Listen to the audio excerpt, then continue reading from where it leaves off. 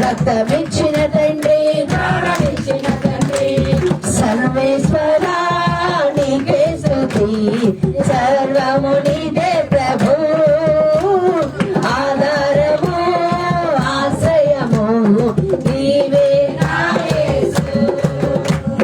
సంకెళ్ళ చేలక పంతాలలో ఎందాక నీ బంధువు, ఓ సోదరా ఓ సోదరి నేడే విడుదలందు. సంకెళ్ళ చేలక పంతాలలో ఎందాక నీ బంధువు, ఓ సోదరా ఓ సోదరి నేడే విడుదలనందు.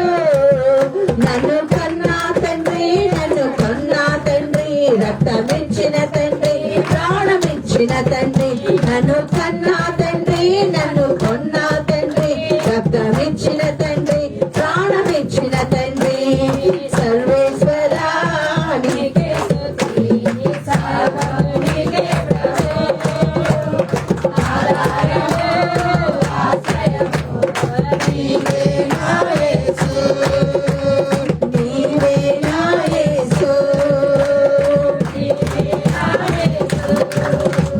నీవే నా యేసు. హల్లెలూయా హల్లెలూయా. చేతుల పైకి దేవుని స్తుతిద్దాం. హల్లెలూయా హల్లెలూయా. ఓరి బాబా బషర బబరి కద బషర బబరబ.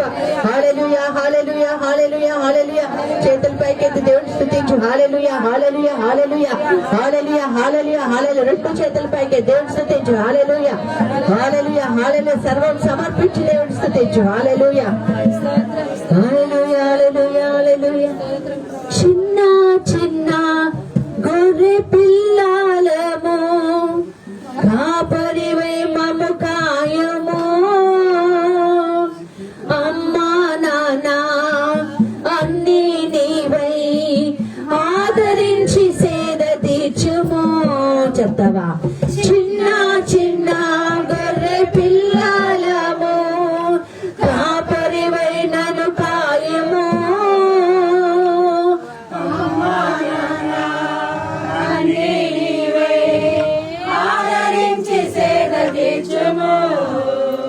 నన్ను కన్నా తండ్రి, నన్ను కొన్నా తండ్రి, రక్తమిచ్చిన తండ్రి, ప్రాణమిచ్చిన తండ్రి, నన్ను కన్నా తండ్రి,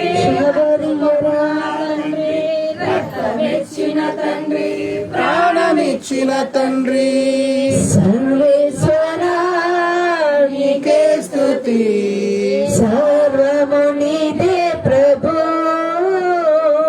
ఆధారము ఆశ్రయము నీవే నా యేసు, నీవే నా యేసు. చేతులు జోడించి నీ జీవం, నీ ప్రాణం, నీ శరీరం, నీ సమస్త వ్యక్తిత్వం ఆ ఆరాధన యోగ్యుడికి సమర్పించు, స్తుతుల యోగ్యుడికి సమర్పించు. సర్వము నీవేనయ్యా. అవును తండ్రి, ఈ లోక బంధాలలో, ఈ లోక సంఖ్యలలో నుండి ప్రభా మమ్మల్ని విడుదల చేసి తండ్రి నిజమైన ఆరాధకుడికి, నిజమైన ఆరాధకులుగా మారుదుముగాక. కృపలో ఉంచండి నాయనా, నీ సాక్షులుగా మమ్మల్ని నిలబెట్టండి నాయనా. Thank you Jesus. హల్లెలూయా. సర్వం సమర్పించి రోజున ఆత్మ శరీర ప్రాణం సమస్త వ్యక్తిత్వం దేవుడి సన్నిధిలో దోష రహితముగా ఉండును గాక. Thank you Jesus. Hallelujah hallelujah hallelujah hallelujah. సంకెళ్ళచే ఎందాక నీ ఉందువు, ఓ సోదరా నేడే విడుదలనందు. సంకెళ్ళచే సంకెళ్ళచే లోక బంధాలలో ఎందాక నీ ఉందువు, ఓ సోదరా నేడే విడుదలనందు. నన్ను కన్నా రక్తమిచ్చిన తండ్రి, ప్రాణమిచ్చిన తండ్రి, నన్ను కన్నా తండ్రి,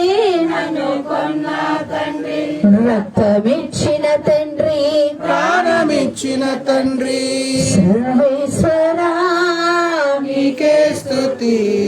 సర్వము నీదే ప్రభు,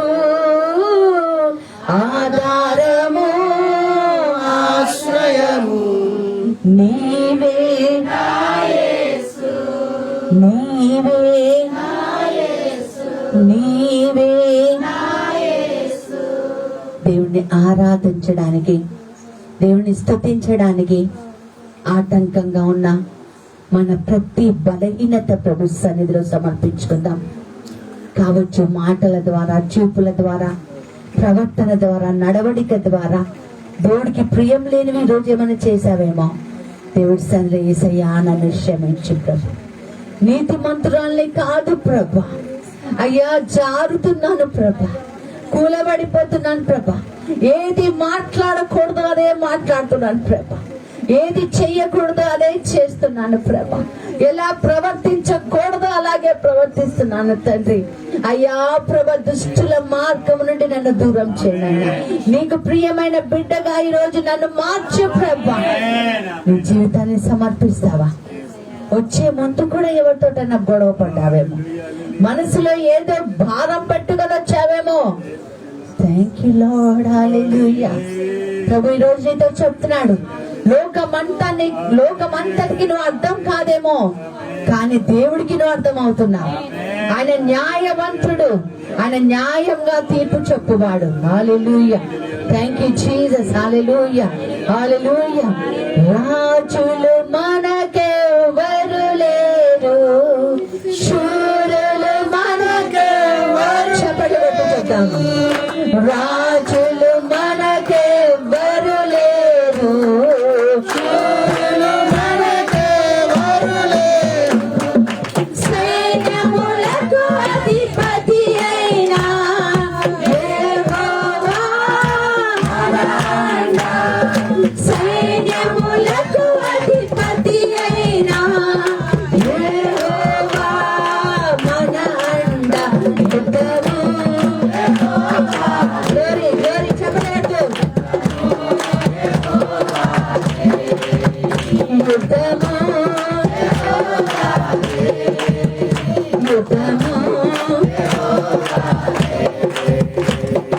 అపవాది అయినా సాతాను గర్జించు సింహం వలె వచ్చిన, అపవాది అయినా సాతాను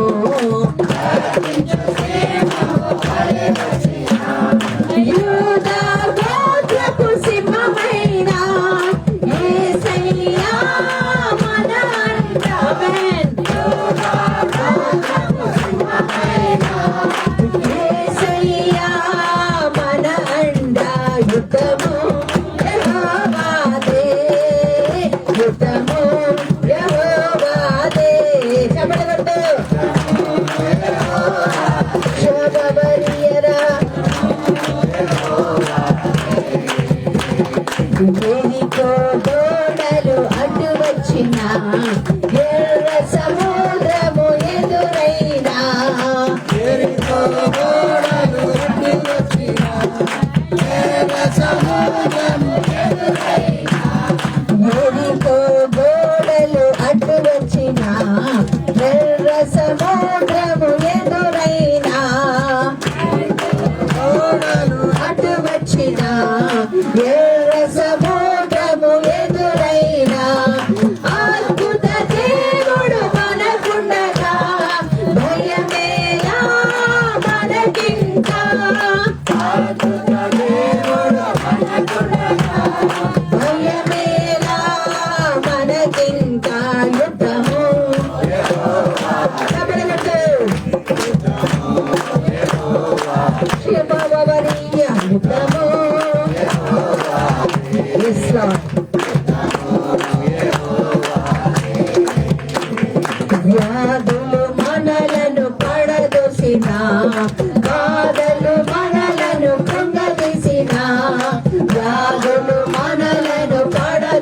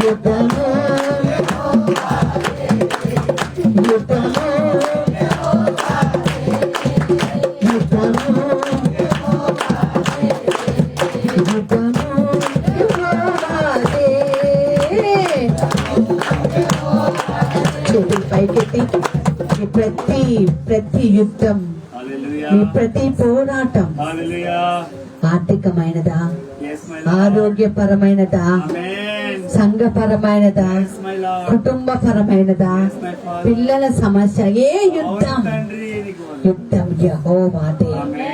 నువ్వు కదలక మెదలక ఉండమంటున్నా ప్రభు. ఈ రోజు నీతో మాట్లాడుతున్నా నా ప్రియ బిడ్డ, ఈరోజు నీతోనే మాట్లాడుతున్నా. నీకున్న ఆ పోరాటం చేసే ఆ శత్రువులని ఇక నీ జీవితంలో మరొకసారి చూడమంటున్నాడు. Thank you Jesus. హల్లెలూయా. రీ బాబా శిఖరబా. ప్రార్థన చేసుకో, హృదయము తెరిచి దేవుడి సన్నిధిలో ప్రార్థన చేసుకో. దిక్కులు చూడ కళ్ళు తెరిచి లోకాన్ని చూసే దినాలు చాలు. కళ్ళు మూసుకొని యేసయ్యని చూడు. ఈ రోజున యేసుతో మాట్లాడతాం. యేసయ్యా నీకు వందనాలు. నేను అయ్యా ప్రభ, నన్ను పిలిచిన దేవా నీకు వందనాలు ప్రభ.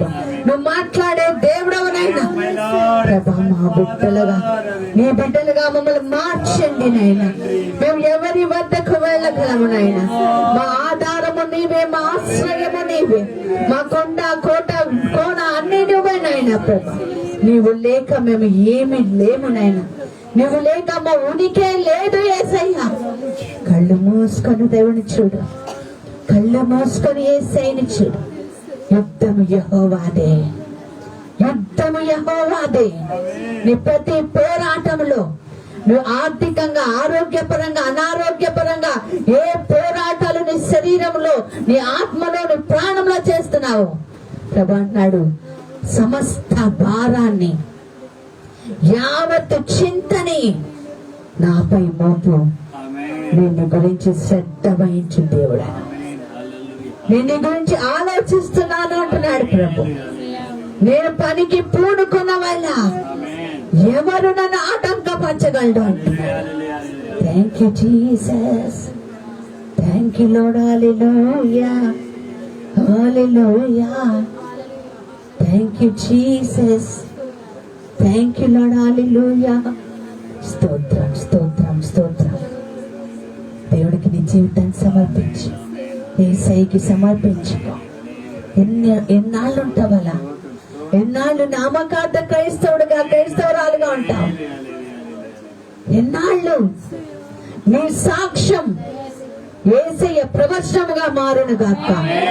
షాబా బాబా వీకరాబా. Thank you Jesus. Hallelujah, hallelujah. Thank you Jesus. Thank you Jesus. మాతో మాట్లాడండి యేసు, మాతో మాట్లాడండి. నువ్వు మాట్లాడితే మేము బ్రతుకుతాం. నీ వాక్యము మా జీవితానికి ప్రభ వెలుగుగా మారును గాక.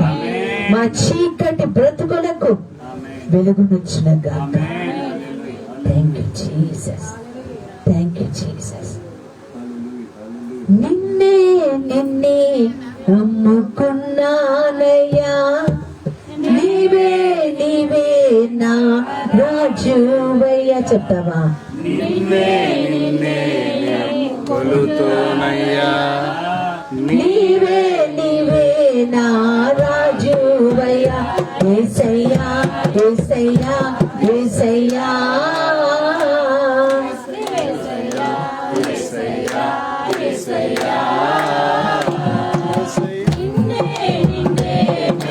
కొలుతోనయ్యా, నీవే నీవే నా రాజువయ్యా.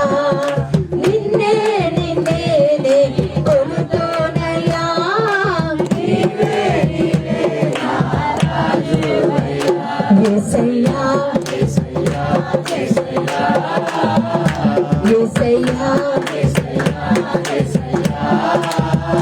యేసయ్యా, యేసయ్యా, యేసయ్యా, యేసయ్యా. ప్రభు వైపు చూడు. నిజంగానే కొలుస్తున్నావా? నిజంగానే ఆరాధిస్తున్నావా? యేసయ్యా, నీ వాక్యం వినబోతుండగా ప్రభా మా జీవితాల్లో నువ్వు కార్యాలు చేయమని యేసు నామమున ప్రార్థిస్తున్నాను తండ్రి. ఆమేన్. Praise the lord. గట్టిగా చప్పట్లు కొడతాం దేవుడి సన్నిధిలో. Praise the lord. కూర్చోండి.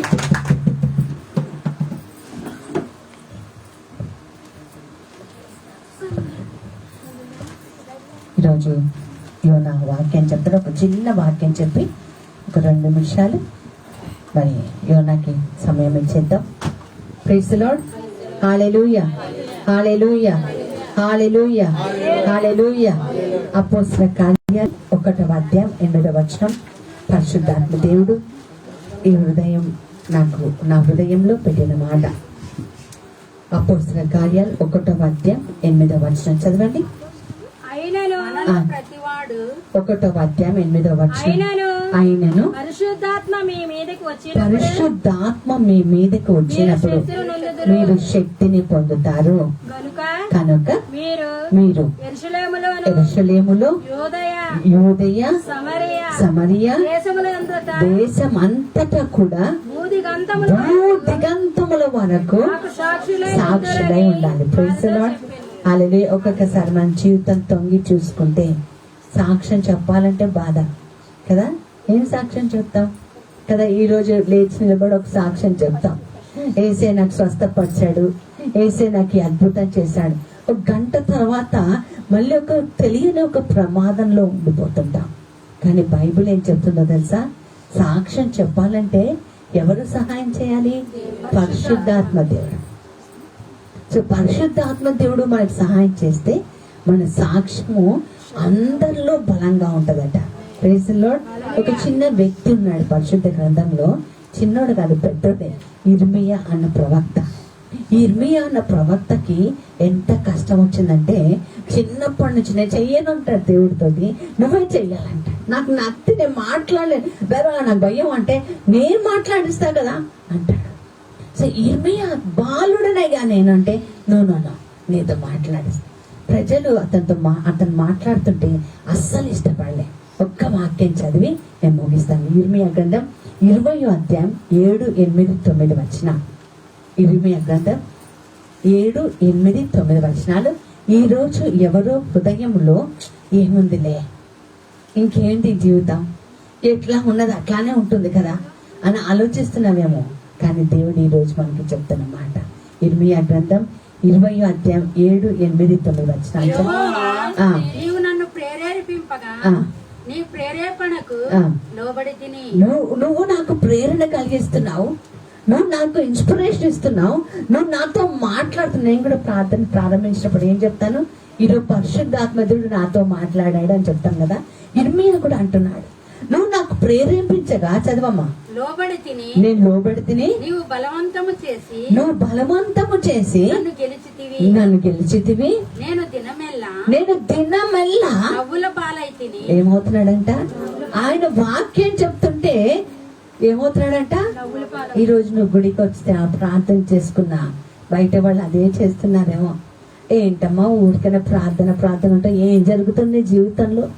నవ్వుల పాలవుతున్నావేమో, అందరు నిన్ను హేళన చేస్తున్నారేమో.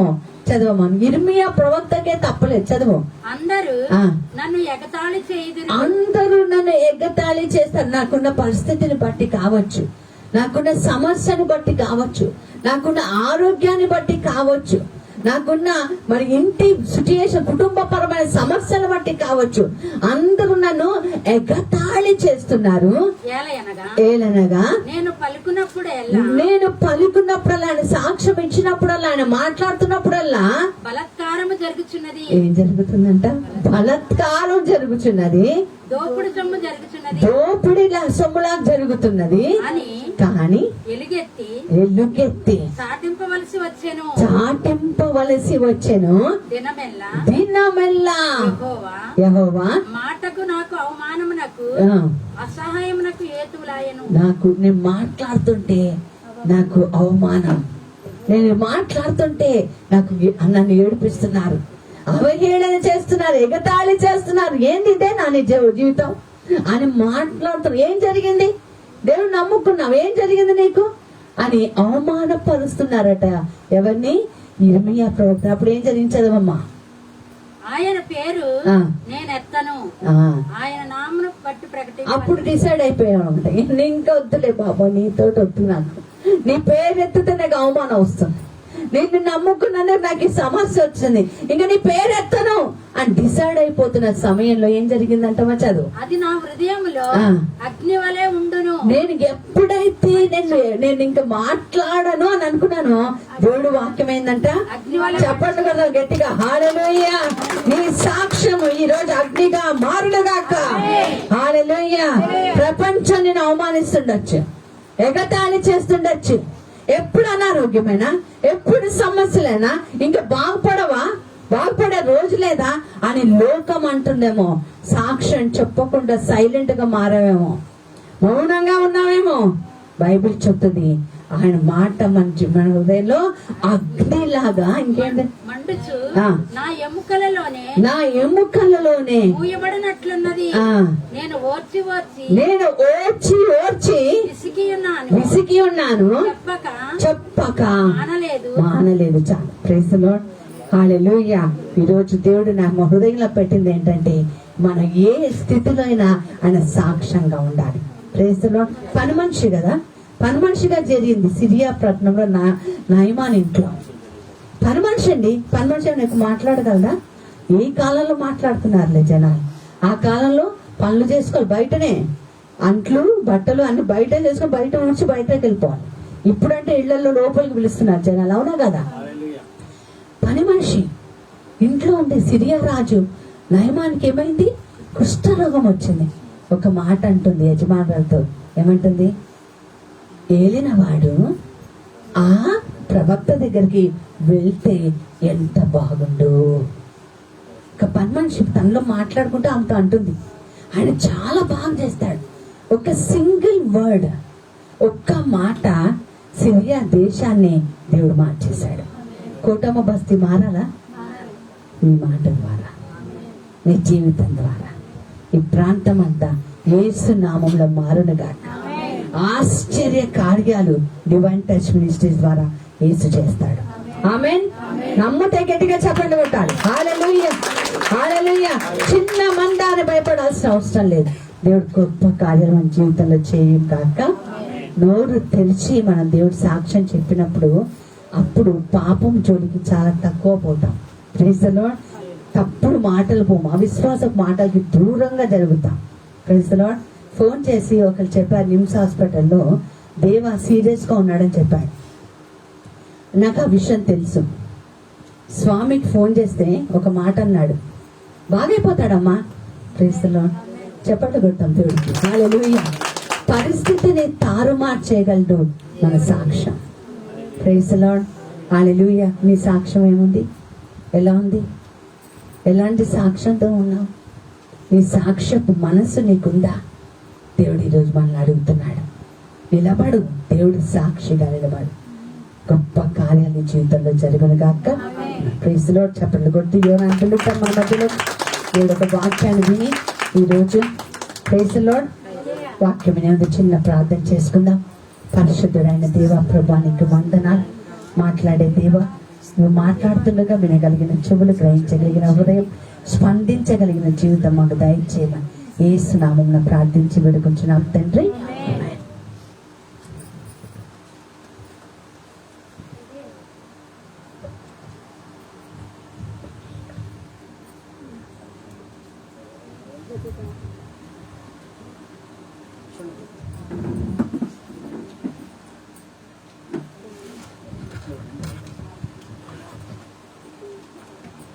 హల్లెలూయా.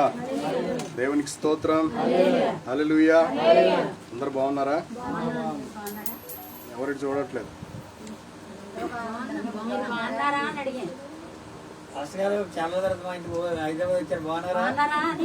దేవునికి స్తోత్రం. హల్లెలూయా. ఈరోజు ప్రత్యేక సందర్భాన్ని, సమయాన్ని దేవుడు మనకి ఇచ్చారు. ఇప్పటివరకు మరి ఆరాధనలోను, అదేవిధంగా దేవుడు తన వాక్యంతో మనల్ని మరి బలపరిచిన విధానాన్ని బట్టి వందనాలు. మనందరం కూడా స్థిరమైనటువంటి విశ్వాసం కలిగి మంచి సాక్షి జీవితం కలిగి ఉండాలని దేవుడు మనతో మాట్లాడారు. దానిని బట్టి దేవునికి స్తోత్రాలు చెల్లిస్తున్నాం. ఈరోజు మన ప్రత్యేకమైనటువంటి సందర్భం ఏంటంటే దిలీప్ గారి బర్త్డే రోజు. తర్వాత నిన్న నిఖిల్ పాల్ బర్త్డే, అంతకుముందు జోన్నా బర్త్డే, అంతకుముందు నా బర్త్డే. సో ఈ నెలలో చాలా మంది పుట్టారు. తర్వాత అమ్మగారు బర్త్డే కూడా. సో పురస్కరించుకొని మరి మనకి ప్రేమ విందు కూడా సిద్ధం చేయడం జరిగింది. సరే, దానికంటే ముందుగా మనం ఆత్మీయ వాక్యంలోనికి వెళ్దాం. చిన్న ప్రార్థన చేసుకొని వాక్యాన్ని ధ్యానం చేద్దాం. ప్రభువా నాతో మాట్లాడు అని అందరం అడుగుతాం. ప్రార్థన చేద్దాం. ప్రేమ కలిగిన యేసయ్య, పరిశుద్ధుడా, మీకు వందనాలు, స్తోత్రాలు ప్రభువా. ఈ సమయంలో మరొక్కసారి అయ్యా నీ దైవదాసుని మరుగుపరుచుకొని నాతో, మాతో, అందరితోనూ మాట్లాడండి.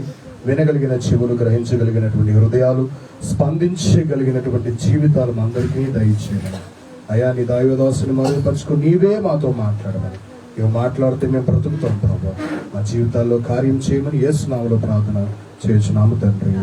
హల్లెలూయా, హల్లెలూయా. గడిచిన వారంలో అమ్మగారి ద్వారా దేవుడు ఒక గొప్ప సందేశాన్ని మనకి ఇచ్చాడు. ఎంతమంది గుర్తుంది? గత వారం ఏం మాట్లాడుకున్నారు? దేవుడు మనలను దర్శిస్తే మన జీవితం ఎలా ఉంటుందనే విషయాలు మరి మీరందరూ నేర్చుకున్నారని నేను అనుకుంటున్నా. దేవునికి స్తోత్రం, హల్లెలూయా. దేవుడు మన జీవితంలోనికి వస్తే మన జీవితం ఎంత అద్భుతంగా ఆయన మారుస్తాడనే విషయాలు మనం చూసాం. ఈ రోజు మరి మనతో దేవుడు మాట్లాడబోయే మరొక మాట ఏంటంటే, ఆదికాండం 26వ అధ్యాయము మొత్తంలో కూడా ఒక మంచి సందేశాన్ని దేవుడు మనకి ఇచ్చాడు. ఏమి రిఫరెన్స్లు చెప్పను, సమయం తక్కువ ఉంది కాబట్టి కొద్ది నిమిషాలు దేవుని యొక్క వాక్యాన్ని ధ్యానం చేద్దాం. మీకు తెలుసు, అబ్రహాము చాలా ధనవంతుడిగా మార్చబడ్డాడు. అబ్రహాము దేవుని యొక్క మాటను విన్నాడు. అబ్రహాము దేవుని యొక్క మాట ప్రకారంగా నడుచుకున్నాడు. ఎక్కడికి వెళ్ళమంటే అక్కడికి వెళ్ళాడు. ఏమి చెయ్యమంటే అది చేశాడు. తన ఒక్కగానొక్క కుమారుడి కంటే కూడా ప్రభువా నేను నిన్నే ప్రేమిస్తున్నానని ఆ విశ్వాసపు పరీక్షలో కూడా తాను విజయవంతుడయ్యాడు. దేవునికి స్తోత్రం. దానిని బట్టి దేవుడు అబ్రహాముని ఇంకా అత్యధికంగా దీవించాడు, ఆశీర్వదించాడు. ఇప్పుడు అబ్రహాముకు ఉన్నటువంటి ఆస్తి లెక్కలేనంత ఆస్తి. ఎంతో నెంబర్ 1 గా ఆయన అభివృద్ధి పదంలో ముందుకెళ్తా ఉన్న సమయంలో అబ్రహాముకి ఇచ్చినటువంటి కుమారుని పొజిషన్ అని చెప్పండి. అబ్రహాముకున్న కుమారుడి పేరేంటి? ఇస్సాకు. ఒక ధనవంతుడైనటువంటి ఆశీర్వదించబడినటువంటి వ్యక్తి యొక్క కుమారుడు ఏ విధంగా ఉండాలి? ఇంకా ధనవంతుడిగా కదా. ఇప్పుడు ఒక అతను కారు కలిగి ఉన్నాడు అనుకోండి, అతని కుమారుడికి మళ్ళా నువ్వు ఫస్ట్ నుంచి సంపాదించుకొని సైకిల్ కొనుక్కొని, బైక్ కొనుక్కొని, తర్వాత కారు కొనుక్కొని చెప్తాడా? నా కారులో నువ్వు నడువు అని చెప్తాడా? కదా. కానీ ఇస్సాకు పొజిషన్ మనం చూసినట్లయితే మీరు జాగ్రత్తగా గమనించండి. అబ్రహాము గురించి మాట్లాడతాం, తర్వాత యాకోబు గురించి మాట్లాడతాం, చాలా పెద్ద స్టోరీ ఉంది కదా. ఇస్సాకు గురించి చాలా తక్కువ మాట్లాడితే ఒకే విషయం మాట్లాడతాం, ఏంటంటే ఇస్సాకు విత్తనం వేశాడు, 100 ఫలం పొందాడు. ఇదే మాట చెప్తారు. ఇంతకీ ఇస్సాకు జీవితంలో ఏం జరిగిందనే విషయాన్ని మరొకసారి మనం ధ్యానం చేద్దాం. హల్లెలూయా. అబ్రహాము యొక్క కుమారుడైనటువంటి ఇస్సాకు పుట్టుకతోటే గోల్డెన్ స్పూన్ తో పుట్టుండొచ్చు, కానీ అదే పరిస్థితి కొనసాగిందా అనే విషయాన్ని మనం ఆలోచన చేయాలి. నిజంగా దేవునికి స్తోత్రం, హల్లెలూయా. మన పరిస్థితులు మనం అంచనా వేయలేం. రేపు ఏమి జరుగుతుందో, ఎలా ఉంటుందో మనకు తెలియదు. అబ్రహాము కుమారుడైనప్పటికీ అబ్రహాము దినముల్లో వచ్చిన నిన్ను దీవిస్తాను అని దేవుడు ఎవరితో చెప్పాడు? మళ్ళీ ఇస్సాకుతో కూడా చెప్పాడు. చూడండి, అబ్రహాం ఎలా స్టార్ట్ అయ్యాడు, ఇస్సాకు కూడా అంత ధనవంతుడు కుమారుడు అయినప్పటికీ ఇతను కూడా మళ్ళీ అదే దేవుని మాటతో వేరే ఊరికి వెళ్ళాల్సినటువంటి పరిస్థితి వచ్చింది. దేవునికి స్తోత్రం. అబ్రహాము దేవుని మాట విన్నాడు, ఆశీర్వదించబడ్డాడు. ఇస్సాకు కూడా దేవుని మాట విన్నాడు, వేరే ప్రాంతానికి వెళ్ళాడు. అబ్రహాము తన భార్య చక్కనిది కాబట్టి వేరే వాళ్ళ చేతుల్లో నా ప్రాణము పోతుందేమోనని అబద్ధమాడి మోసంతో బ్రతికాడు కొన్నాళ్ళు. ఇస్సాకు కూడా అబీమెలెకు రాజ్యంలో తన భార్య అయినటువంటి రెబ్కా సౌందర్యవతి కాబట్టి వీళ్ళెక్కడ నన్ను చంపేస్తారని భయపడి అతను కూడా ఈమె నా సహోదరి అని చెప్పి అబద్ధంలో మోసంలో బ్రతికాడు. ప్రాణభయంతో ఆ పరదేశంలో పరవాసిగా ఉన్నాడు. హల్లెలూయా. అప్పుడు రాజు పిలిపించాడు, ఏంటి నువ్వు చేసే పని? ఇవి నీ సహోదరిని చెప్పావు కదా అంటే, అయ్యా నన్ను చంపేస్తారేమో నేను భయపడ్డానయ్యా. లేదు, నువ్వు ఇలాంటి పని చేయకూడదు. ఇలాంటి పని చేయడం వల్ల ఒకవేళ ఎవరైనా ఆమెను ముట్టుకుంటే మా మీదకి మహాపాతకం వచ్చేది కదా. నువ్వు వచ్చానికి ఇక్కడ నుంచి బయలుదేరి వెళ్ళిపో, వేరే ప్రాంతానికి వెళ్ళిపో అని చెప్పేసి అతన్ని అక్కడి నుంచి పంపించేశారు. హల్లెలూయా. ఇస్సాకు ప్రాణ భయంతో అక్కడి నుంచి వేరే ప్రదేశానికి వెళ్ళిపోయాడు. వెళ్ళిపోయిన తర్వాత ఏం చేశాడంటే పని చేయడం మొదలు పెట్టాడు. హల్లెలూయా. దేవునికి స్తోత్రం. ఏం చేయడం మొదలు పెట్టాడు? ఇంతకుముందు ఇతని పరిస్థితి ఏంటంటే తన తండ్రి అయినటువంటి అబ్రహాము వలె తన ప్రాణాన్ని దక్కించుకోవడం కోసం అబద్ధం ఆడాడు, మోసం చేశాడు. అయినప్పటికీ అబద్ధం బయటపడింది. ఎందుకు తెలుసా? దేవుడు మనం యథార్థవంతులుగా ఉండాలని ఆయన కోరుకున్నాడు.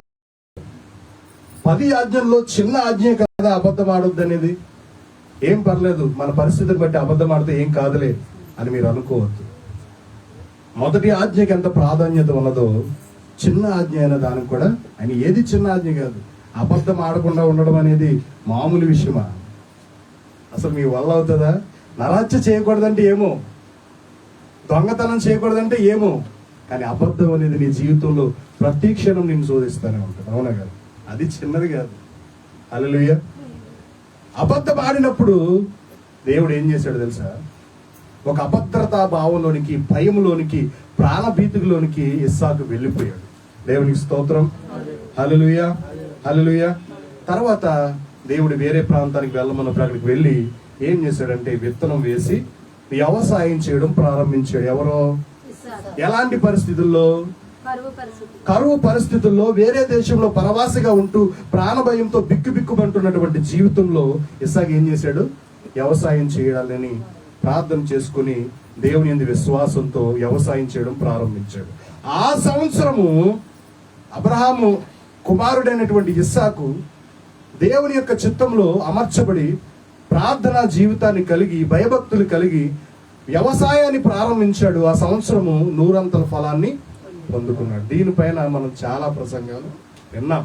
హల్లెలూయా, అవునా?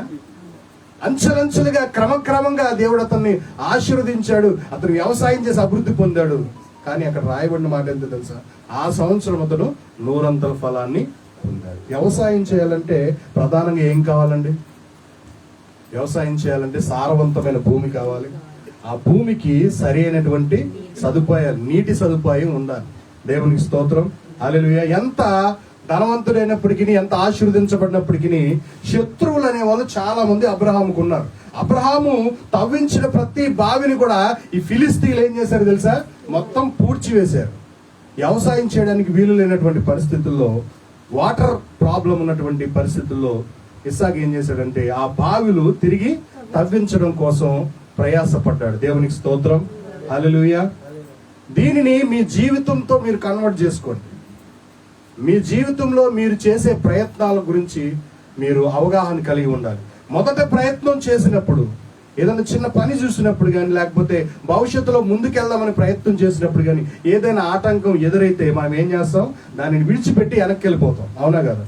ఇప్పుడు వ్యవసాయం చేయగా ఈ సంవత్సరము దేవుడు మంచి ప్రతిఫలాన్ని ఇచ్చాడు కదా, నెక్స్ట్ ఇయర్ కూడా వ్యవసాయం చేద్దాం మనం. కాకపోతే ప్రతికూలమైనటువంటి పరిస్థితులు ఏంటంటే వాటర్ పరిస్థితి లేదు. సో దీనికోసం ఏం చేద్దాం? తండ్రి బావులన్నీ మళ్ళా పూడికి తీపిద్దామని ఇస్సాకు ప్రయత్నం చేసినప్పుడు మొదటిగా దేవుని యందు నమ్మకం ఉంచి ప్రార్థనతో ఒక బావిని తవ్విస్తే దానిలో జలాలు కలిగినటువంటి, ఓటర్ కలిగినటువంటి ఒక బావి అతనికి దొరికింది. దేవునికి స్తోత్రం. మొదటిగా ప్రయత్నం చేయగానే దేవుడు జలలు కలిగినటువంటి బావిని ఇస్సాకుకు ఇచ్చాడు. అంతా ఆ వార్త స్ప్రెడ్ అయ్యేసరికి ఆ గెరారు ప్రాంతంలో ఉన్నటువంటి గొర్రెల కాపర్లు మొత్తం వాళ్ళందరూ వచ్చేసారు. ఇది మా ప్రాంతంలో ఉన్నటువంటి బావి, మాకు సంబంధించింది, ఈ నీళ్లు మావి, ఈ నీటితో మేమే మా అవసరాలు తీర్చుకుంటామని చెప్పి గొడవ పెట్టుకున్నారు. ఇస్సాకును ఆ బావిని వాడనివ్వకుండా వారు అక్కడి నుంచి గెట్టి వేశారు. దేవునికి స్తోత్రం. ప్రయత్నము ప్రారంభించాడు కానీ ఏమైంది? శత్రువుల వల్ల ఆ ప్రయత్నము వృధాగా మార్చబడింది. మనం కూడా మన జీవితంలో ఒకవేళ ఆ యొక్క సిచ్యువేషన్లో నీకెవరైనా ఆటంకంగా మార్చబడినప్పుడు, ఎవరైనా నీకు ఎదురుగా నిలబడినప్పుడు నువ్వేం చేస్తావంటే ఆ ప్రయత్నాన్ని మానేస్తావు. మనకెందుకులే, ఇది మనకి కలిసి వచ్చేది కాదని చెప్పి వేరే పని చూసుకుంటాం. కానీ రెండవ ప్రయత్నం మళ్ళా చేస్తున్నాడు ఇస్సాకు. దేవునికి స్తోత్రం. మళ్ళా ప్రార్థన చేశాడు, ప్రభువా నాకు సహాయం చేయి, నేను నిన్నే నమ్ముకుని వచ్చాను, నువ్వు నన్ను ఆశీర్వదిస్తానన్నావు, కానీ ఈ ప్రాంతంలో పరిస్థితులు ఏమీ బాగాలేదు, ఎవరు చూసినా నాకు శత్రువులుగానే నడుచుకున్నారని చెప్పి మరొక ప్రయత్నం చేశాడు. మరొక బావిని తవ్వాడు. దేవునికి స్తోత్రం. అతను చేసిన ప్రయత్నానికి దేవుడు ఎంత గట్టిగా తోడ్పాటునిచ్చాడంటే ఈసారి మళ్ళీ మంచి బావి దొరికింది. మళ్ళా జలలు కలిగినటువంటి బావి మళ్ళా దొరికేసరికి మళ్ళా ఆ ప్రాంతంలో వాళ్ళు మళ్ళా గొడవకు వచ్చారు. రెండవసారి కూడా అతని యొక్క ప్రయత్నాన్ని వాళ్ళు ఆటంకపరిచారు. కానీ ఇస్సాకు మాత్రం తన ప్రయత్నాన్ని విడిచిపెట్టలేదు.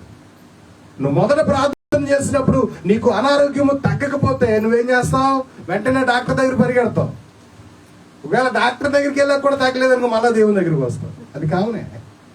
కానీ ఇక్కడ ఈయన ఏం చేస్తాడు తెలుసా? మొదటి ప్రయత్నం ఆటంకపరచబడింది శత్రువు ద్వారా, కానీ మళ్ళా ప్రార్థన ద్వారా రెండవ ప్రయత్నం చేశాడు. రెండవ ప్రయత్నం కూడా ఆటంకపరచబడింది శత్రువు ద్వారా. మూడవ ప్రయత్నం చేస్తున్నాడు. దేవునికి స్తోత్రం. హల్లెలూయా, హల్లెలూయా. చూడండి, ఒకటేసారి సమస్య నీ మీదకి వచ్చినప్పుడు నువ్వేం చేస్తావు? ఆ సమస్యను తప్పించుకోవడానికి అనేక మార్గాలు నువ్వు వెతుకుతూ ఉంటావు. సమస్యలు అనేవి వస్తూనే ఉంటాయి, పెరుగుతూనే ఉంటాయి. కానీ వాటిని క్రమక్రమంగా మన యొద్ద నుంచి దేవుడు మాత్రమే వాటిని మన జీవితంలో నుంచి తొలగించి మనకి విజయాన్ని ఇవ్వగలిగిన వాడు. దేవునికి స్తోత్రం. హల్లెలూయా. సమస్యలు అనేవి ఖచ్చితంగా వస్తాయి, జాగ్రత్తగా వినండి. పరీక్షలు అనేవి చాలా వస్తాయి, శోధనలు అనేవి చాలా వస్తాయి. వాటన్నిటిని తీసివేయి అని మనం ప్రార్థన చేయకూడదు. దేవునికి స్తోత్రం. ఇస్సాకు ఏమని ప్రార్థన చేశాడు తెలుసా? ప్రభువా, ఇదిగో ఈ బావి తవ్వాను, మంచిగా నీళ్ళు వచ్చాయి, ఈ సంవత్సరం కూడా నేను మంచిగా వ్యవసాయం చేయగలను. ఇదిగో వీళ్ళందరూ వచ్చి గొడవ చేస్తున్నారు, వాళ్ళెవరో రేపొద్దున మాట్లాడకుండా చెయ్యి, మళ్ళీ నేను ఆ బావి దగ్గరికి వెళ్ళాలి, నీళ్ళు తీసుకుని వ్యవసాయం చేసేటట్టు చెయ్యి అని ఆయన ప్రార్థన చేయలేదు. మరొక ప్రయత్నం చేశాడు మరొక ప్రాంతంలో. దేవునికి స్తోత్రం. హల్లెలూయా. నిర్గమకాండము 23వ అధ్యాయము 30వ వచనాన్ని ఒకసారి మనం చదువుతాం. నిర్గమకాండము 23వ అధ్యాయము 30వ వచనం.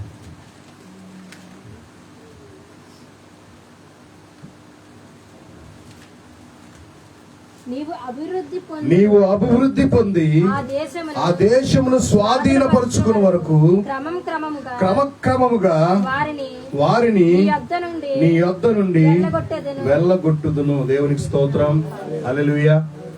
పాలు తేనెలు ప్రవహించేటువంటి శ్రేష్టమైన భూమికి నేను మిమ్మల్ని నడిపిస్తాను అని దేవుడు వాగ్దానం చేశాడు ఇశ్రాయేలీయులకు. అవునా?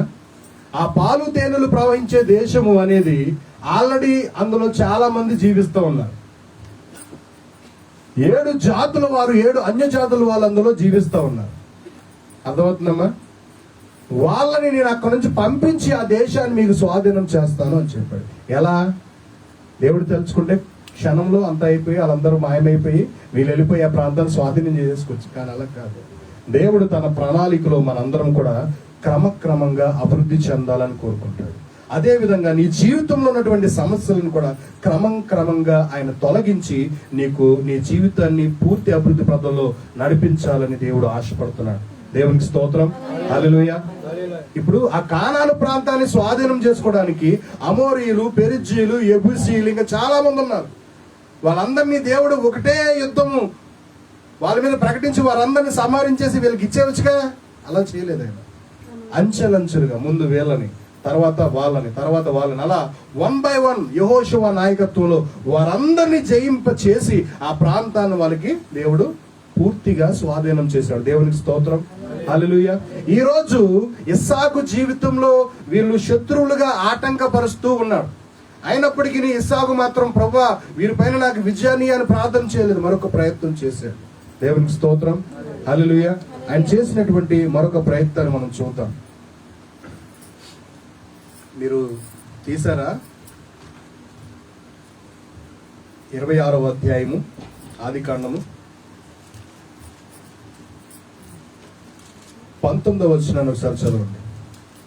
మరియు ఇస్సాకు దాసులు ఆ లోయలో త్రవ్వగా అక్కడ తవ్వినప్పుడు జలాలు కలిగినటువంటి నీళ్ల బావి దొరికింది.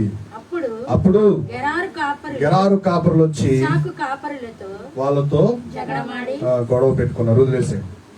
తర్వాత మరొక ప్రయత్నం చేశాడు. 21వ వచనం చదవండి. మరి యొక్క బావి తవ్వినప్పుడు దాని కొరకు కూడా వాళ్ళు జగడమాడారు. దేవునికి స్తోత్రం. దాన్ని కూడా ఆయన విడిచిపెట్టేశాడు. ఇది సమస్య, మొదటిది సమస్య. తర్వాత చూడండి, దేవునికి స్తోత్రం. హల్లెలూయా. 22వ వచనం చదువు.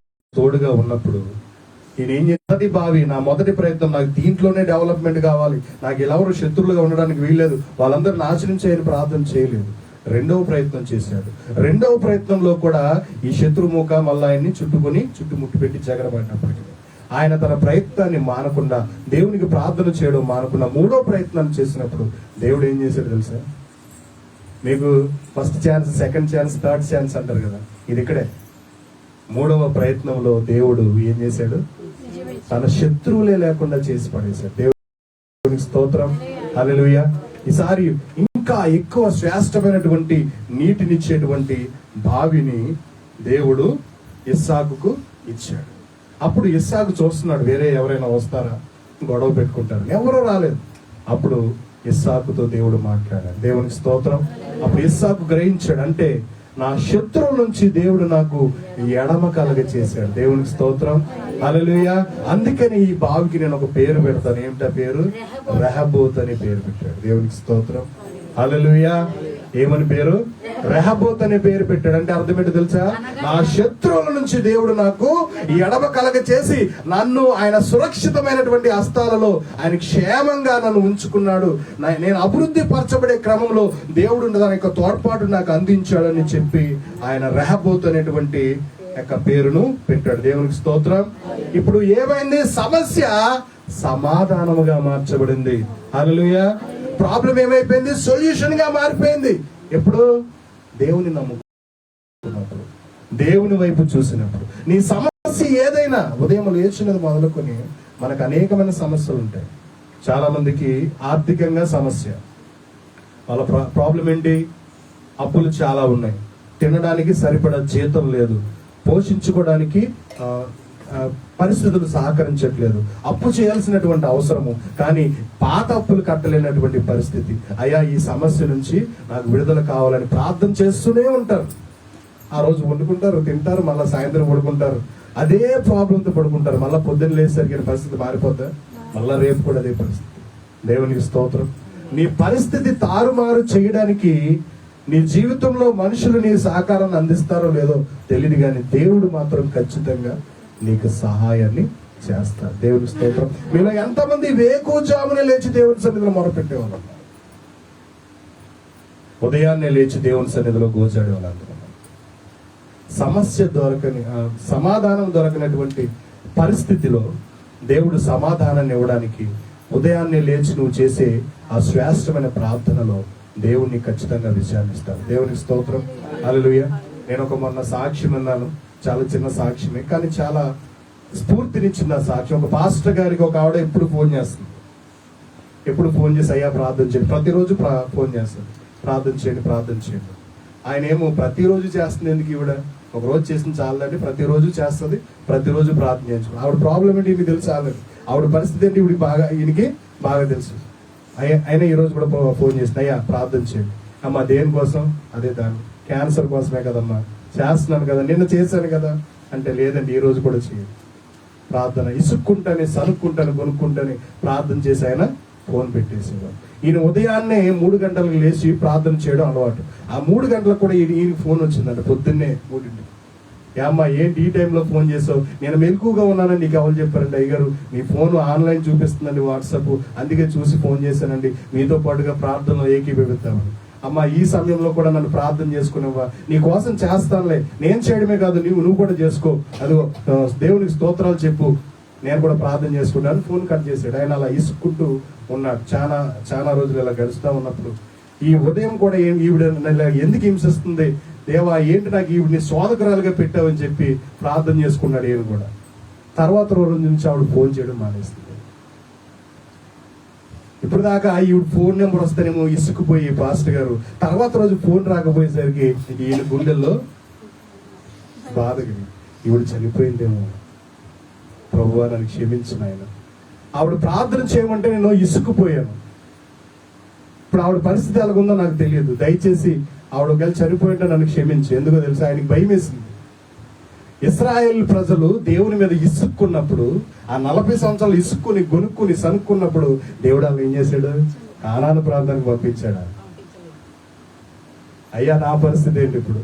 ఈవిడ విషయంలో నేను చాలా సనుక్కున్నాను, చాలా గొనుక్కున్నాను, నా పరిస్థితి ఏంటి? దయచేసి నన్ను క్షమించు ప్రభువా అని ప్రార్థన చేసుకోవడం మొదలు పెట్టాడు. వారం రోజులు అయిన తర్వాత అదే నెంబర్ నుంచి ఫోన్ వచ్చింది. ఈయన సంతోషపడాలో బాధపడాలో తెలియక వెంటనే ఫోన్ ఎత్తాడు. ఎప్పుడు వస్తుందా ఫోన్ అని ఎదురు చూశాడు. ఈ రోజు వారం రోజుల తర్వాత ఫోన్ వచ్చేసరికి ఆవిడే మాట్లాడింది. అయ్యగారు బాగున్నారా? అమ్మా ఏమ్మా ఏమైంది? వారం రోజుల నుంచి నువ్వు ఫోన్ చేయలేదు, ఏమైంది అని ఆయన అడిగాడు. అప్పుడు కొంచెం పనిలో బిజీ అయిపోయి నేను ఫోన్ చేయలేకపోయానండి, దయచేసి క్షమించండి. ఏమ్మా ఏమైందంటే, ఏం లేదు అయ్య గారు, మీరు ఆ రోజు ఉదయమే 3 గంటలు నన్ను స్తోత్రాలు చెప్పన్నారు కదా దేవునికి, అదే విధంగా నేను ప్రతిరోజు పొద్దున్నే 3 గంటలు గెలిచి దేవునికి స్తోత్రాలు చెప్పేదాన్నండి. 2 రోజుల తర్వాత నాకు ఎందుకు ఆరోగ్యం బాగుందనిపిస్తే హాస్పిటల్కి వెళ్ళి చెక్ చేయించుకున్నాను. రిపోర్ట్స్ వచ్చాయి, నాకు క్యాన్సర్ లేదని చెప్పారు. దేవునికి స్తోత్రం, హల్లెలూయా హల్లెలూయా. ఆ మాట వినగానే ఈయన షాక్ అయిపోయాడు. ప్రతిరోజు కనీసం లేదంటే 2 సంవత్సరాలుగా ఇవి నాకు ఫోన్ చేస్తా ఉంది. ప్రతిరోజు అయ్యగారు ప్రార్థన చేయండి, అయ్యగారు ప్రార్థన చేయండి అంత నేను ప్రార్థన చేస్తానే ఉన్నాను, కానీ ఈవిడికి స్వస్థత జరగలేదు. ఈవిడ ఎప్పుడైతే ఉదయాన్నే లేచి 3 గంటలకి ఆయనకి స్తుతించడం మొదలు పెట్టిందో, వారం రోజుల్లోనే దేవుడు ఈమెకున్నటువంటి సమస్యను తీసివేసి స్వస్థపరిచినంత గొప్ప దేవుడు. ఇది నాకు కూడా ఒక గుణపాఠమని ఆయన నేర్చుకున్నాను. దేవునికి స్తోత్రం, హల్లెలూయా. అందుకే నేను మిమ్మల్ని అడుగుతున్నాను, ఇస్సాకు సమస్యలో ఉన్నప్పుడు ఆ సమస్యను పరిష్కరించింది అబ్రాహాము కాదు, అబ్రహాము పలుకుబడి కాదు, అబ్రహాము యొక్క ఆస్తి కాదు. ఎవరు? అబ్రహామును ఆ విధంగా ఉన్నత స్థానంలో ఉంచి వాగ్దానం చేసినటువంటి దేవుడే ఇస్సాకు జీవితంలో కూడా ఆ వాగ్దానాన్ని కొనసాగించడానికి ఆయనకు తోడుగా ఉండి ముందుకు నడిపిస్తా ఉన్నాడు. దేవునికి స్తోత్రం, హల్లెలూయా హల్లెలూయా. మీ జీవితంలో కూడా ఏదైనా సమస్య వచ్చినప్పుడు దానికి పరిష్కారం కానీ సొల్యూషన్ కానీ ఎక్కడి నుంచి వస్తుందంటే దేవుని వద్ద నుండి. కొండల వైపు నా కన్నులు ఎత్తితే నాకు సహాయము ఎక్కడి నుంచి వస్తుంది? దేవుని వల్లనే మనకి సహాయం కలుగుతుంది. ఎవరికి ఆ సహాయం కలుగుతుందో తెలుసా? దేవుడు మాత్రమే నాకు సహాయము చేయగలడు అని ఎవరైతే స్థిరంగా నమ్ముతారో వాళ్ళకి ఆ సహాయము ఖచ్చితంగా అందుతుంది. దేవునికి స్తోత్రం, హల్లెలూయా హల్లెలూయా. కాబట్టి సమాధానం ఇచ్చినటువంటి దేవునికి, అభివృద్ధి పొందడానికి ఇస్సాకుకు మరొక అవకాశం ఇచ్చినటువంటి దేవునికి ఆయన కృతజ్ఞతాస్తుతిగా ఆయన ఏం చేశాడంటే మరొక ప్రాంతానికి వెళ్ళి అక్కడ బలిపీఠాన్ని కట్టించి దేవునికి కృతజ్ఞత అర్పణలు అర్పించాడు. దేవునికి స్తోత్రం, హల్లెలూయా. నీవు కూడా నీ జీవితంలో నీ ప్రయత్నాలలో దేవునికి స్థానం ఇచ్చి దేవుని చిత్తానుసారంగా నువ్వు ప్రార్థనా జీవితంలో ముందుకెళ్తే నీ ప్రయత్నం కూడా వర్ధిల్లుతుంది. ప్రియమైన దేవుని బిడ్డ, దేవునికి స్తోత్రం, హల్లెలూయా హల్లెలూయా. ఇప్పుడు ఏం చేశాడు తెలుసా ఇస్సాకు? అయ్యా, నాకు ఎడమ కలగ చేశావు, నేను అభివృద్ధి పరచబడ్డానికి నాకు గొప్ప అవకాశాన్ని ఇచ్చావు, నీవే నాకు ఊతం ఇచ్చావు, కాబట్టి ఇక నేను ఎక్కడికి పోను ప్రభు అని చెప్పి ఏం చేశాడు తెలుసా? దేవుని సన్నిధికి నడుచుకుంటూ వెళ్ళాడు. ఒక ప్రాంతానికి వెళ్ళి అక్కడ బలిపీఠం కట్టి దేవునికి బలి అర్పించాడు. దేవునికి స్తోత్రం. బలి అర్పించి ఏం చేశాడు తెలుసా? ఇక్కడ దేవుని సన్నిధిని నేను బలిపీఠాన్ని కట్టించేశానని చెప్పేసి బలి అర్పించేసి వెళ్ళిపోలే. అక్కడే దేవుని సన్నిధి పక్కనే తాను కూడా నివాసం ఉండడానికి తాను కూడా అక్కడ శాశ్వతమైన గుడారాన్ని నిర్మించుకున్నాడు. దేవునికి స్తోత్రం, హల్లెలూయా. దేవుని సన్నిధి దగ్గర నేను ఉండాలి. తర్వాత ఏం చేశాడు తెలుసా? నన్ను ఈ విధంగా దీవించిన దేవునికి కృతజ్ఞతగా నేనేం చేయాలని ఆలోచన చేశాడు. వెంటనే అక్కడ ఒక బావి తవ్వించాడు. దేవునికి స్తోత్రం, హల్లెలూయా. ఆ బావిలో కూడా దేవుడు జలలు కలిగినటువంటి నీళ్లు ఉబుకుచున్నటువంటి మంచి బావిని దేవుడు అక్కడ ఆయనకు ఇచ్చాడు. దేవునికి స్తోత్రం. అప్పుడు ఈయన అభివృద్ధి పరచబడడం ప్రారంభమైంది. దేవునికి స్తోత్రం.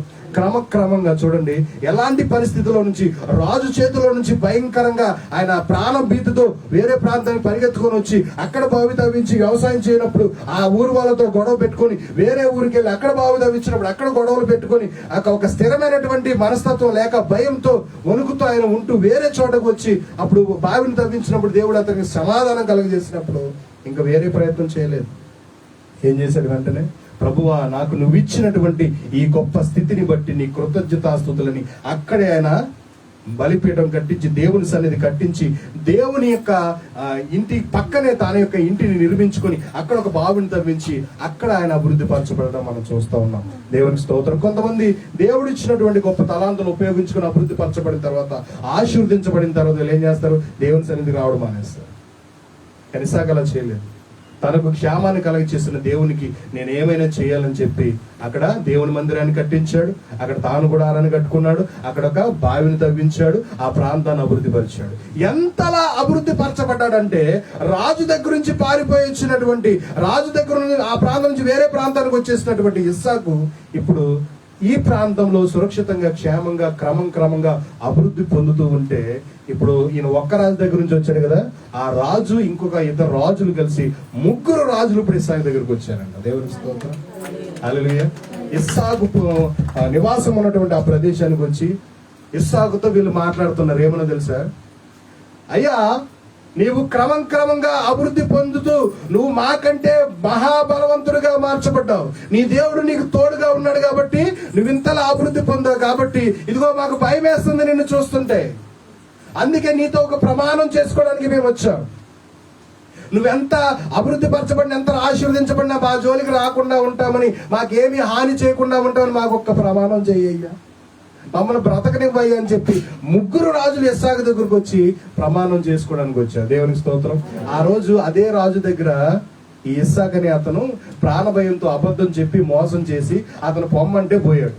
ఇతను ఎలాంటి ప్రమాణం చేసుకోలేదు. ఇప్పుడు ఏమని, అయ్యా ఇదిగో ఇంకెప్పుడు నేను మీ జోలికి రాకుండా, మీరు నాకు జోలికి రాకుండా నాకు ఏదైనా ఒక ప్రమాణం పత్రం రాసి ఇవ్వండి, నేను మీ ప్రాంతం నుంచి వెళ్ళిపోతా, నా జోలికి రాకండి అయ్యా, ప్లీజ్ అయ్యా అని ప్రతిమాలుకోవాల్సినటువంటి పరిస్థితి ఇస్సాకుకి ఆ రోజులో ఉంది. అయినప్పటికీ నా ప్రమాణం తీసుకోకుండానే వచ్చేసాడు. కానీ ఈ రోజు చూడండి, ఏ యొక్క శత్రువుల దగ్గర అయితే ఈయన అవమానింపబడ్డాడో అదే శత్రువులను ఇస్సాకు పాదాల దగ్గర దేవుడు తీసుకొని వచ్చాడు. దేవుడికి స్తోత్రం. హల్లెలూయా. ఆ 3 రాజులు వచ్చి ఆయనతో ప్రమాణం చేయించుకొని ఆ ప్రమాణ పత్రం రాయించుకొని ఆయన దగ్గర భోజనం చేసి వెళ్ళారు. దేవునికి స్తోత్రం. హల్లెలూయా. హల్లెలూయా. చూసారా, మొదటి స్థితి ఇస్సాకుకి ఎలాగుండిందో చివరి స్థితి దేవుడు ఇస్సాకు జీవితంలో ఎలా మార్చాడు. హల్లెలూయా. దేవునికి స్తోత్రం. అర్థమవుతుందండి? అర్థమవుతుందా? దేవునికి స్తోత్రం. సమాధానం దొరికింది, సంధి కుదిరింది. అభివృద్ధి పదంలో దేవుడు ఇస్సాకును ఆశీర్వాదంతో ముందుకు తీసుకెళ్తూ ఉన్నాడు. దేవునికి స్తోత్రం. హల్లెలూయా. అప్పుడు ఆ యొక్క బలిపీఠం దగ్గర తవ్వించినటువంటి బావికి ఇస్సాకు ఏం పేరు పెట్టాడు తెలుసా? బెయేర్షెబా. హల్లెలూయా. దేవునికి స్తోత్రం. హల్లెలూయా. ఏమని పేరు పెట్టాడు? బెయేర్షెబా అని పేరును పెట్టాడు. నిర్గమకాండము మరొకసారి 20వ అధ్యాయం 24వ వచనం చదువుతాం.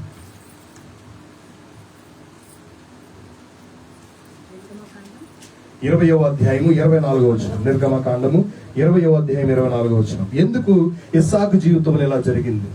స్థిరమైనటువంటి కానాను ప్రాంతంలో అబ్రహాముతో పాటుగా జీవించుకుండగా వేరే ప్రాంతాల్లో సంచరిస్తూ ఉన్నప్పటికీ, వేరే ఊర్లు వెళ్తున్నప్పటికీ ఎందుకు దేవుడు ఇస్సాకును ప్రేమించాడు, ఇస్సాకును ఆశీర్వదించాడు అంటే అక్కడ ఒక మాట ఉంది.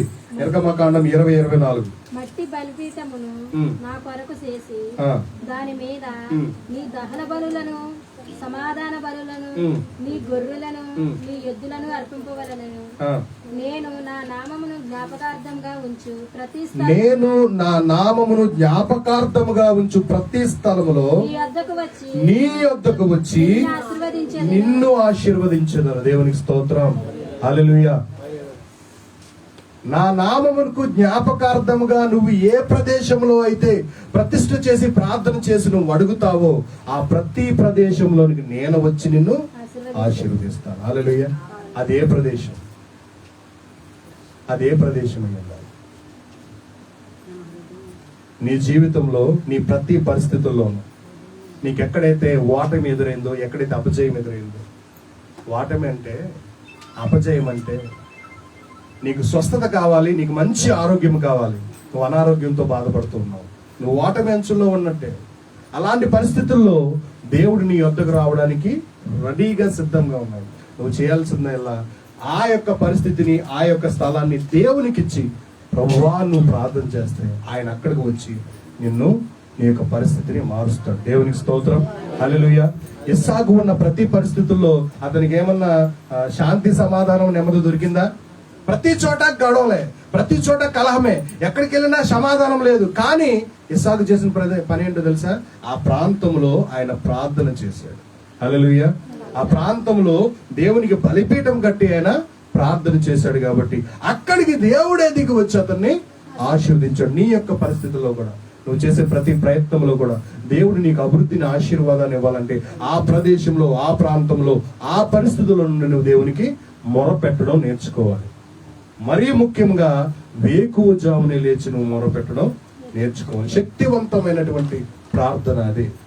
మిగతా సమయంలో చేసే ప్రతి ప్రార్థన కంటే యేసుక్రీస్తు ప్రభు వారికి ఉన్నటువంటి అలవాటు ఏంటో తెలుసా?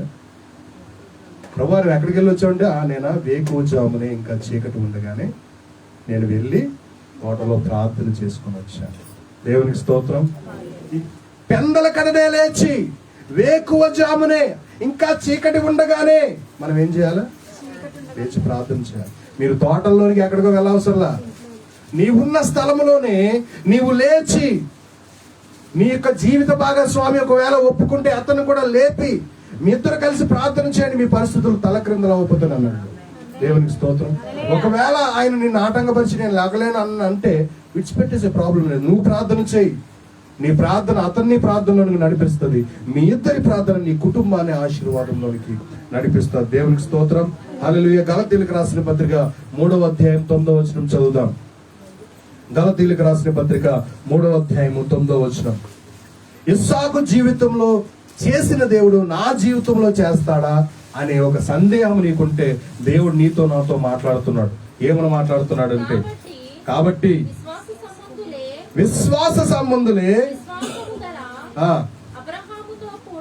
విశ్వాసము కలిగిన అబ్రహాముతో కూడా ఆశీర్వదించబడతారు. దేవునికి స్తోత్రం. అబ్రహాము ఎందుకు ఆశీర్వదించబడ్డాడంటే దేవుని మాటను విని విశ్వసించి దేవుని మాట ప్రకారంగా చేశాడు కాబట్టి ఆయన విశ్వాసులకు తండ్రిగా మార్చబడ్డాడు. అబ్రహాముకు చేయబడినటువంటి వాగ్దానం ఈ రోజు నీ జీవితంలో కూడా నెరవేర్చబడాలంటే నువ్వు చేయాల్సింది ఒక్కటే, ఆయన మాట యందు విశ్వాసం ఉంచడమే. దేవునికి స్తోత్రం.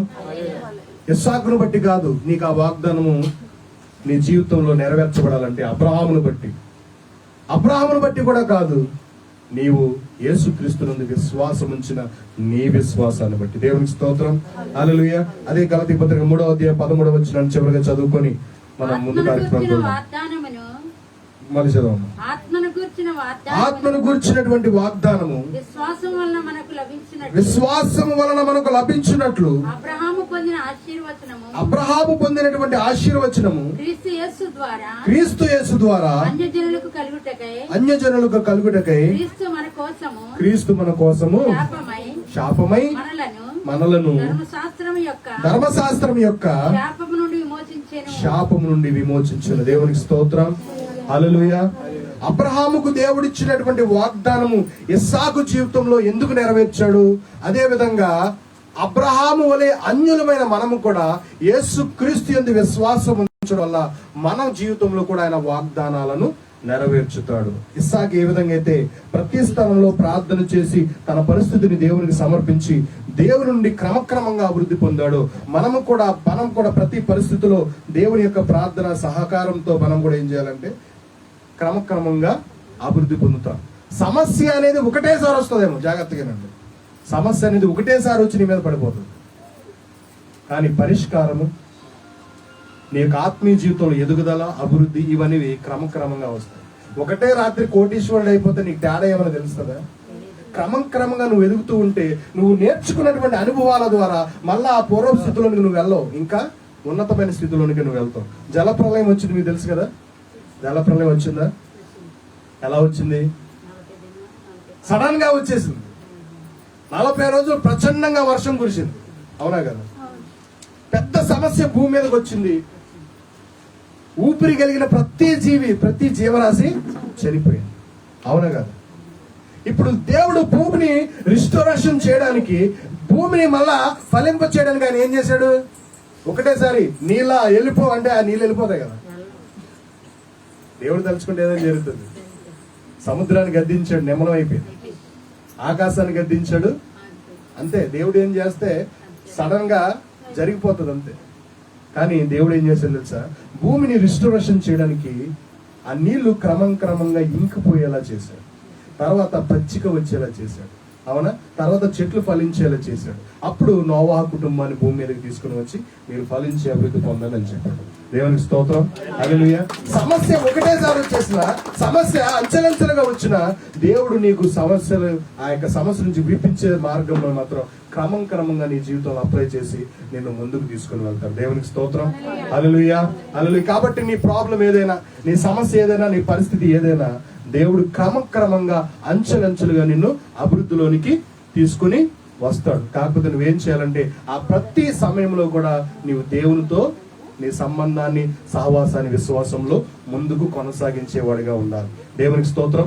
సమస్యను చూసి, లేకపోతే సందర్భాన్ని చూసి, పరిస్థితిని చూసి నువ్వు అవిశ్వాసిగా మారిపోతే నీవు దేవుని యొద్ద నుండి ఏమీ పొందుకోలేవు. దేవునికి స్తోత్రం. ఎన్నో సంవత్సరాల నుంచి నేను ప్రార్థన చేస్తున్నాను, నాకు అనారోగ్యం బాలేదు, ఎన్నో సంవత్సరాలుగా నేను చేస్తున్నాను, నాకు ఈ ప్రయత్నం జరగట్లేదు అని చెప్పేసి అవిశ్వాసం నీ ముందు ఉండొచ్చు. కానీ అవిశ్వాసివి కాక విశ్వాసిగా నువ్వు నమ్మదగిన దేవుని గట్టిగా పట్టుకొని మెలకువ కలిగి ప్రార్థన చేస్తే, పట్టుదలతో నువ్వు ప్రార్థన చేస్తే దేవుడు నీ జీవితంలో కార్యం చేస్తాడు. అబ్రహాము శారాల జీవితంలో కార్యం చేసిన దేవుడు నీ జీవితంలో, నా జీవితంలో ఎందుకు చేయడు? ఖచ్చితంగా చేస్తాడు. కాబట్టి ప్రియమైన దేవుని బిడ్డలారా, నీ పరిస్థితి ఎలాంటిదైనా, మరణకరమైనటువంటి పరిస్థితి నీకు ఎదురైనా దాని నుంచి నిన్ను విడిపించడానికి దేవుడు నీకు తోడుగా ఎల్లప్పుడూ ఉన్నాడు. దేవుని స్తోత్రం.